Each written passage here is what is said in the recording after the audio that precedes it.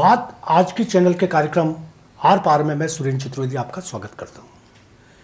भाजपा बागियों को ले रही है वापस। चित्तौड़ के आक्या, भीलवाड़ा के अशोक कोठारी, किशनगढ़ के सुरेश टांक पहली लिस्ट में शीघ्र वापस होने वाले हैं।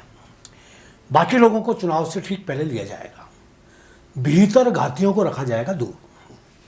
दोस्तों, राजस्थान भाजपा के ऐसे नेता जिन्होंने भावावेश में आकर पार्टी के अधिकृत उम्मीदवार के खिलाफ निर्दलीय चुनाव लड़ा और हार गए या जीत गए, उनको क्या भाजपा फिर से अपनी पार्टी में सम्मान देगी?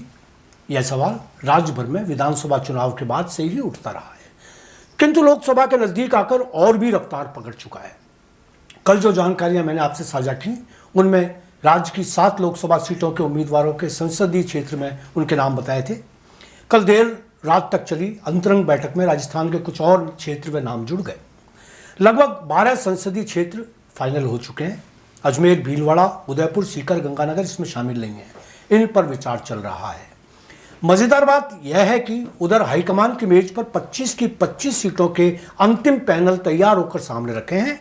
इधर अभी तक रायशुमारी और सर्वे का काम नाटक चल रहा है।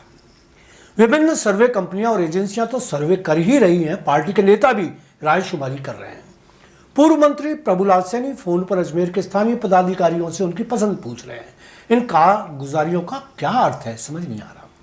खैर, आज का मूल सवाल आपके सामने यह है कि भाजपा अपने नाराज नेताओं को क्या पार्टी में वापस लेने जा रही है।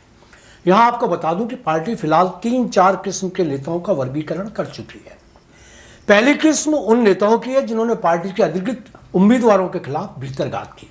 पार्टी के उम्मीदवार के खिलाफ खड़े तो नहीं हुए, मगर अंदर खाने उनको हराने के लिए जिनको जिम्मेदार माना गया, जिनके विरुद्ध उम्मीदवार ने लिखित में शिकायत की, ऐसे निकाल दिए गए नेता पार्टी में वापस नहीं लिए जाएंगे, कम से कम लोकसभा चुनाव से पहले तो नहीं, चाहे वे कितने भी कारीगर नेता ही क्यों ना हो। दूसरी किस्म उन नेताओं की जिन्होंने खुलेआम बगावत की, अधिकृत उम्मीदवार के विरुद्ध ताल ठोक कर चुनाव लड़ा और पार्टी से इस्तीफा दे दिया, या पार्टी को मजबूरन उनको निकालना पड़ा।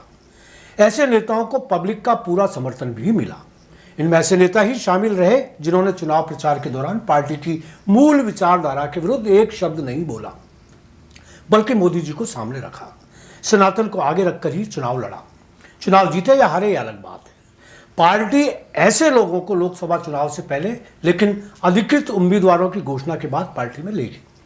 यहां बतौर उदाहरण सबसे बड़ा नाम चित्तौड़ के चंद्रभान आक्या और भीलवाड़ा के अशोक कोठारी के है। इन्होंने पार्टी के उम्मीदवार को जमीन दिखाकर यह सिद्ध कर दिया कि उनके सामने जनता का चेहरा था। जनता ने पार्टी के किसी दिग्गज नेता का सामने न रखकर अपने नेता को तरजीह दी। भीलवाड़ा में तो आरएसएस की तरफ से अशोक कोठारी को खड़ा किया गया और संघ के पदाधिकारियों ने उनको अपना तन मन धन से समर्थन दिया।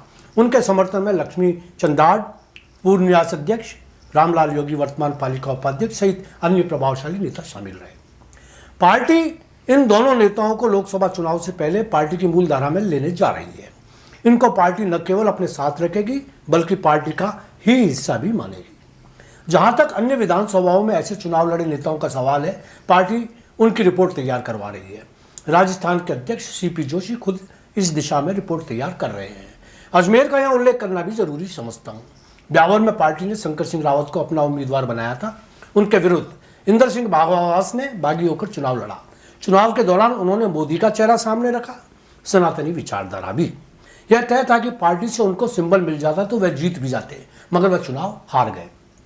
मेरा मानना है कि उनकी सुचितापूर्ण बगावत पर पार्टी सहानुभूतिपूर्वक विचार करेगी।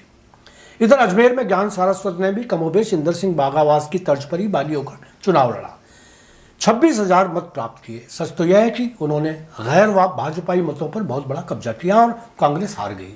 3,500 मुस्लिम मतों और इतने ही अनुसूचित मतों पर उन्होंने बाजी मारी और भाजपा के देवनानी हारते हारते जीत गए। कांग्रेस के उम्मीदवार महेंद्र सिंह लड़ावता अपनी हार के लिए ज्ञान सारस्वत को आज भी जिम्मेदार मानते हैं। खैर, जो भी हो, उनको भाजपा फिर से पार्टी में जोड़ने के मूड में है, मगर यह जोड़ लोकसभा चुनाव से ऐन पहले होगा। अब आइए बात करें किशनगढ़ की। यहां जो चमत्कार हुआ वह चित्तौड़ और भीलवाड़ा जितना ही महत्वपूर्ण है।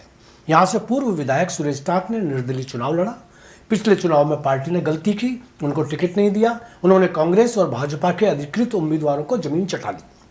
इस बार उनको कांग्रेस ने लाख मन्नतों से टिकट देना चाहा, मगर उन्होंने साफ मना कर दिया। उनके डीएनए में भाजपा शामिल है, इस विचार से ही वह सनातनी है, कांग्रेस से तो चुनाव नहीं लड़ेंगे। भाजपा ने फिर गलती की, उनकी जगह सांसद भागीरथ चौधरी को जबरन टिकट दे दिया। पार्टी ने नवाचार किया था, दुराचार वह ही जाने। मगर यदि भागीरथ चौधरी को विधानसभा की जगह लोकसभा में उतारा जाता तो वह लाखों मतों से फिर विजयी होते। उधर यदि सुरेश टाक को भाजपा टिकट देती तो वह जीत भी जाते। जरा सोचिए कि जब भाजपा से रातों रात कांग्रेस में आए विकास चौधरी चुनाव जीत सकते हैं तो सुरेश टाक क्यों नहीं जीत सकते थे। यूं भी वे 80,000 वोट लेकर आए, जो जीते हुए विकास चौधरी से कुछ हजार ही कम थे। भागीरथ जी के वोट तो पानी में ही चले गए। इस बार प्रदेश अध्यक्ष सीपी जोशी ने पार्टी से हुई भूल को लोकसभा चुनाव से पहले ही सुधारने का फैसला कर लिया है। पार्टी हाईकमान के सामने दिल्ली के दरबार में जो कुछ महत्वपूर्ण नेताओं को तुरंत वापस लेने का प्रस्ताव स्वीकार करवाया, उसमें सुरेश टाक का नाम तीसरे नंबर पर है। संभावना है कि लोकसभा चुनावों से पहले उनको ससम्मान पार्टी में ले लिया जाएगा। आज इतना ही, कल फिर किसी मुद्दे पर बात करूंगा। धन्यवाद।